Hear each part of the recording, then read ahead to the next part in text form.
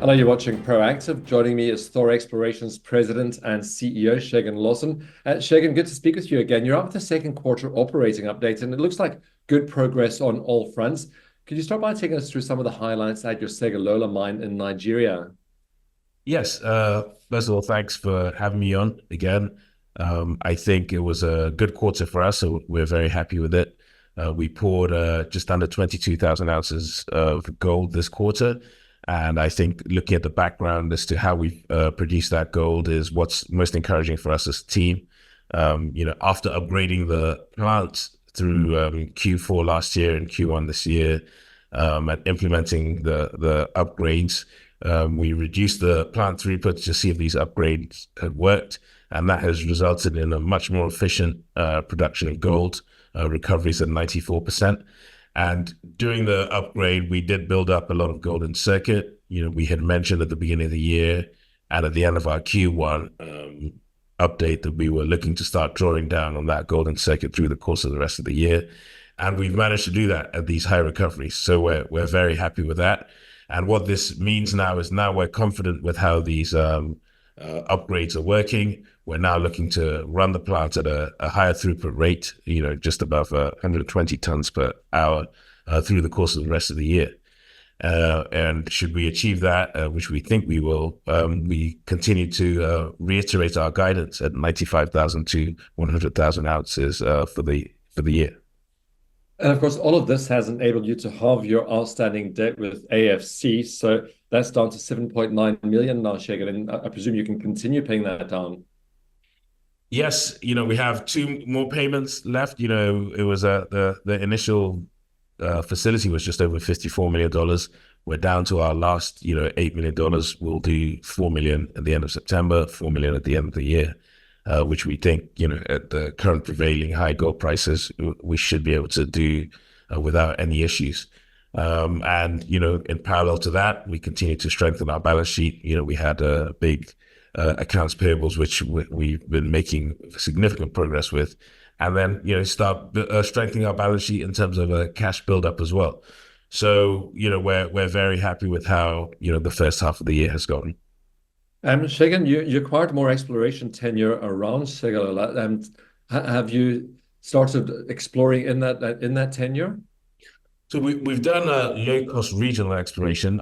The focus of our exploration right now is extension of the mine life. So we've had some successes in that within tracking distance. Now we've now been able to accelerate and put a lot more effort into the underground exploration. We don't believe there's resources close that at depth. We've put a lot of effort into studying what is controlling the gold, and where we think the gold is. What we think the gold is associated with. We've done a lot of structural studies through the quarter as well, and we've kicked off our deeper drilling program. So we're looking to get these results out as well, hopefully through the course of this Q3. And a success for us would be finding enough gold to extend the mine life, in terms of years. Every year we extend the mine life, especially now that our debt is gone this year. It's hugely value accretive to us as a company. So, and given the fact that the pit in some areas now is well over 100 meters deep, that deeper exploration and the knowledge we've built up over the last 2.5 years mining the open pit is really going to be a lot more efficient than it ever has been. Moving to Senegal, you announced the first set of results from a drilling program over there. That was at the Dula West and Sofita projects. That was last month. And so good progress in Senegal too. Yeah, we budgeted a 15,000 meter drill program for this year.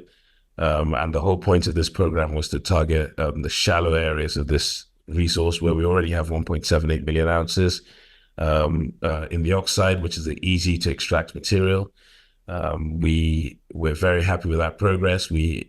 At the end of June, we announced our first set of results, which were very encouraging, included some very wide intersects, over 30 meters wide grading at 3.5 grams per ton, 12 meters at 1.4. So we've got those results coming in as well. And this is all going to be put into our preliminary feasibility study, which we're releasing before the end of this year.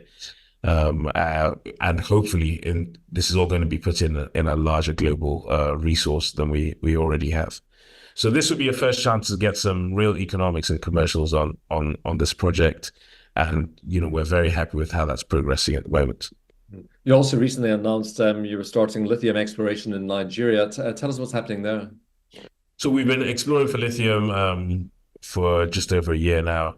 That's ongoing as well. There's a drilling campaign budgeted for this year, which we've started now, and it's a scout drilling program on the tenure we have. And we've also increased our land holding there.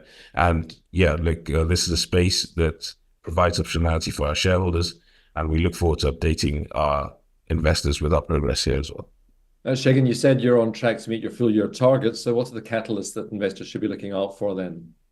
Well, we're on track for north of 95,000 ounces this year, and all-in sustaining cost we're reiterating between $1,100 and $1,200 per ounce. So today's gold price has a healthy margin, and I think that underpins the value proposition we have. But we also have significant exploration upside in Nigeria, in Senegal, where we believe we have a material project that's going to have some valuation. So we have those economics coming out in the PFS later on this year. And then lastly, we do have optionality. We are first mover in Nigeria, where we have this gold project, but we have also picked up a lot of prospective ground that bears lithium, and we're hoping to advance that. And that gives our shareholders optionality with our value proposition as well. So we have a lot of growth coming from different jurisdictions, diversified by stage of development, and this is all underpinned by strong cash flows coming from Segilola. Well, Segun, I hope you'll keep us posted on any updates you have. Thanks for speaking with us today. Thank you very much. That's Thor Exploration's President and CEO, Segun Lawson.